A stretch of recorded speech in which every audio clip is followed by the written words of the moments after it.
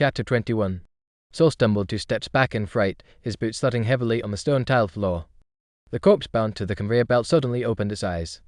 Its head didn't move, but its eyeballs darted frantically to the left. When it saw Saul and Kaz, its pupils dilated sharply and trembled slightly, as though it had seen something exciting. "He's still alive?" Saul couldn't help but ask Kaz. "How could that be?" Kaz walked up calmly and, right in front of Saul, lifted the black leather covering the new apprentice. Beneath the leather was a dissected chest cavity, ribs spread open like wings, and the torso hollow and empty. Below that, the legs had been shredded into strips of flesh mixed with dirt and stone. They'd been cut quite finely. Yet the apprentice's eyeballs were still moving, shifting upward as Kaz walked. His lips parted slightly, revealing clean white teeth. Saul felt his stomach churn. Since coming to this world, he had seen plenty of blood and horror inside the wizard tower, which had helped him hold back from vomiting. But now the trial meant for him had officially begun. He forced himself not to look away. The nausea and dizziness persisted, but Saul kept telling himself it was just a corpse, incapable of suddenly springing to life and biting half his face off. The fear eased slightly. His brain has long been dead. What's left here isn't his soul, and under normal circumstances he's not aggressive, Kaz said as he pulled the black leather back down. Then he turned to Saul. "Afraid?" Saul took a deep breath of the bloody, foul-smelling air. "Yes." "Oh?" Kaz raised an eyebrow. "But I can do it." HMPH. Tutor Kaz nodded. "This isn't a job you can do just because you want to. The corpse you're looking at has already undergone 2 rounds of processing, hazard control, and material recovery. These mutated corpses need to be specially disposed of, or they'll escape and turn the wizard tower into a cursed domain, but before they are eliminated, we salvage some useful experimental material. Your job is the final sorting and cleanup." Kaz slapped the black leather. "Slap." You'll use your knowledge or your intuition to identify the parts that have gained magical properties through mutation but aren't tainted by spirits. Separate and place them in the corresponding small boxes on the table, close the lids, and seal them. The rest goes into the large box below. After you leave tonight, someone else will collect the boxes and replace them with new ones. I'll grade your work based on how much useful material you recover. As long as you turn in 5 usable items each month, you'll pass. If you exceed 10, you'll earn an extra magic credit. Kaz raised his chin and pointed at the still-moving corpse. "Now tell me, what do you think is salvageable?" Saul walked up to the conveyor belt, summoned his courage, and pointed at the twitching eyeballs. "Are these useful?" "No," Kaz replied expressionlessly. "So apparently, parts that look active aren't necessarily useful. Perhaps it was due to some kind of strange corruption that made them unusable. To a wizard, they were worthless. This job really doesn't pay easy money. Our dark-type wizard's always dealing with corpses and spirit." Saul took another deep breath. He was getting used to the stench now. Though it was still disgusting, it no longer made him gag. He lifted the black leather all at once, forcing himself to look. Perhaps it was the result of becoming an apprentice. His mental strength had grown.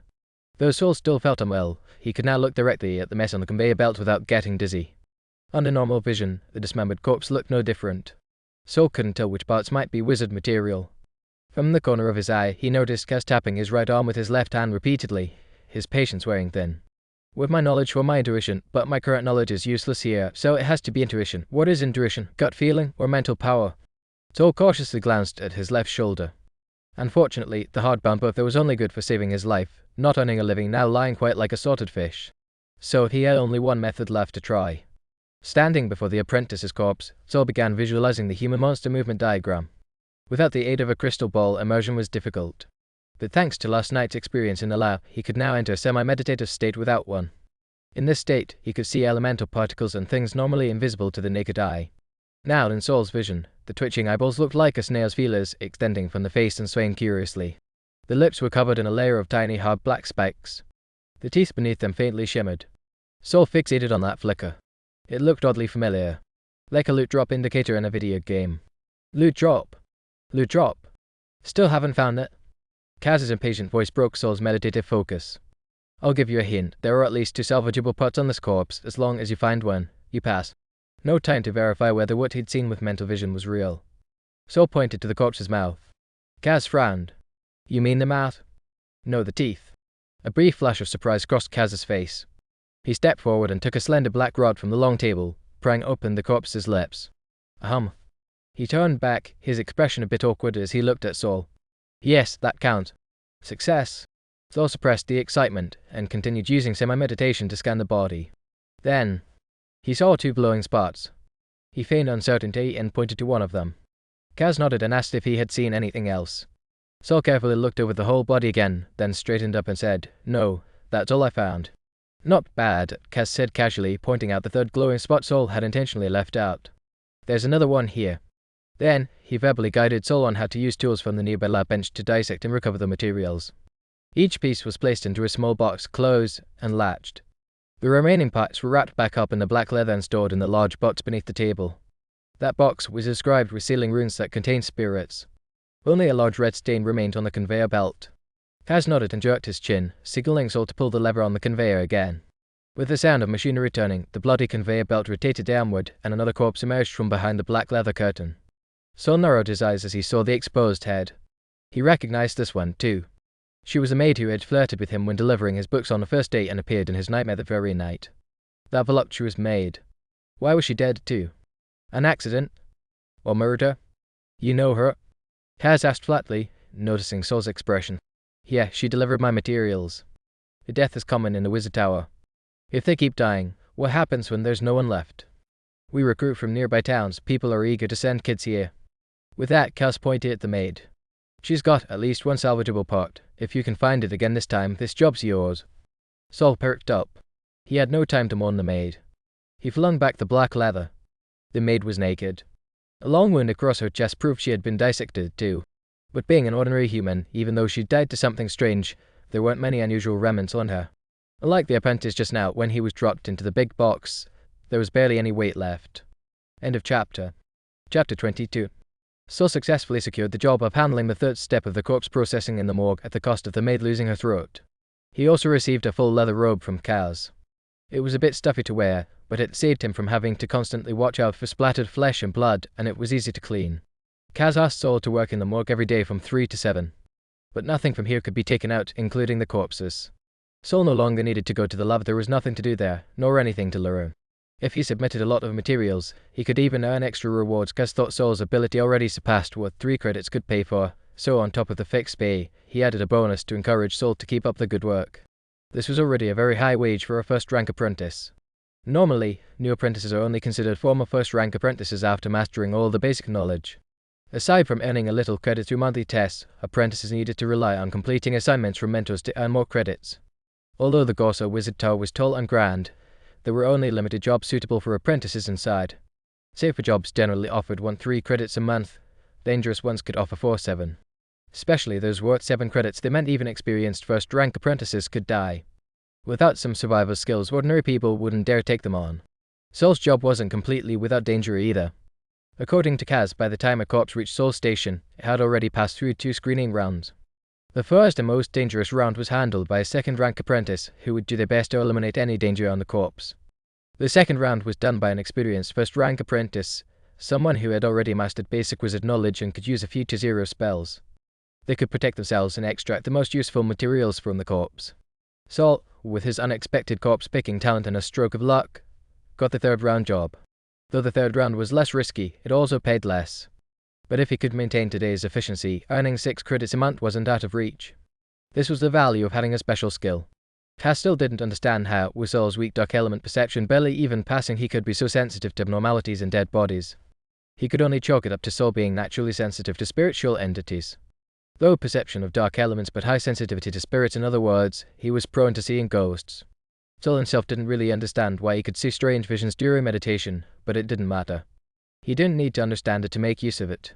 When he had the time, he could discuss it with Kelly. Maybe different meditation diagrams had different effects. Would the speed of meditation vary too?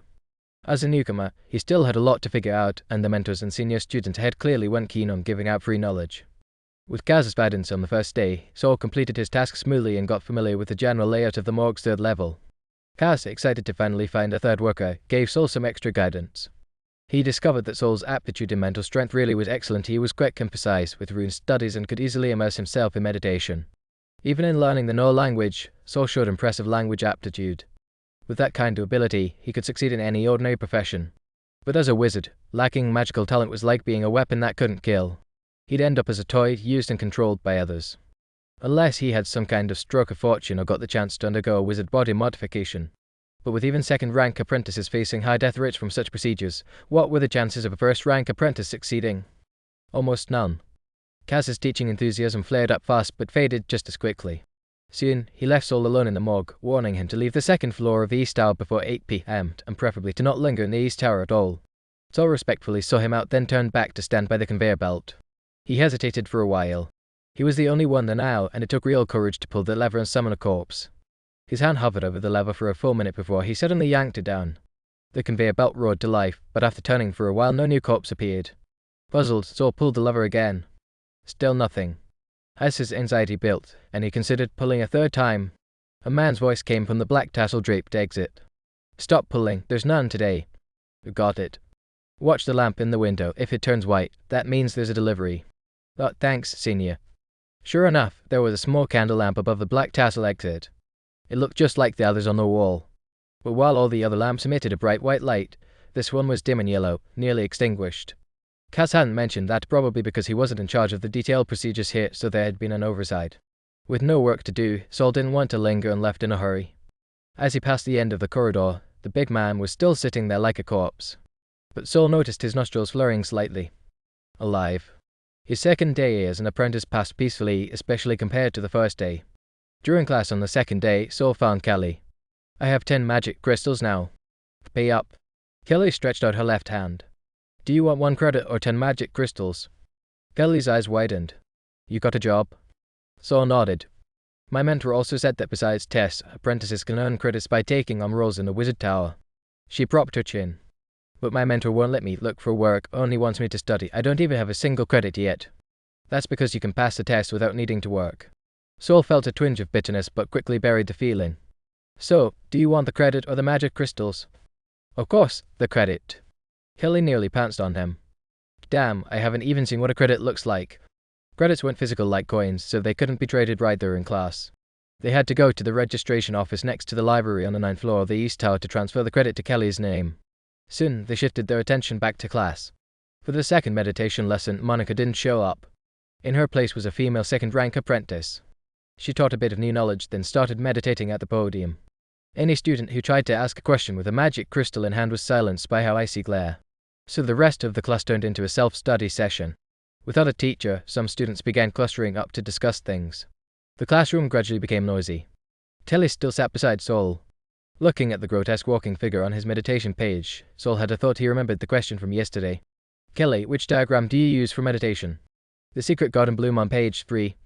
"Can you meditate without the crystal ball now?" "Of course not," the mentor said. "Once you can meditate without it, your mental strength is about at the level of a second-rank apprentice." Kelly looked surprised. "You can already do that?" Saul shook his head. "I can only get into half-dream, half-awake, blurry state, can't absorb element particles, but it helps stabilize my mental state." "That's impressive." Kelly gave him a big thumbs up. "If I try meditating without the crystal ball, all I see is a mess of lines." She leaned over. "Which diagram do you use? Does the meditation progress depend on the diagram?" "Page 17, the human monster movement diagram." Kelly looked at him in confusion, then flipped through her own book and looked back. "Do we have different books? Why don't I have that page?"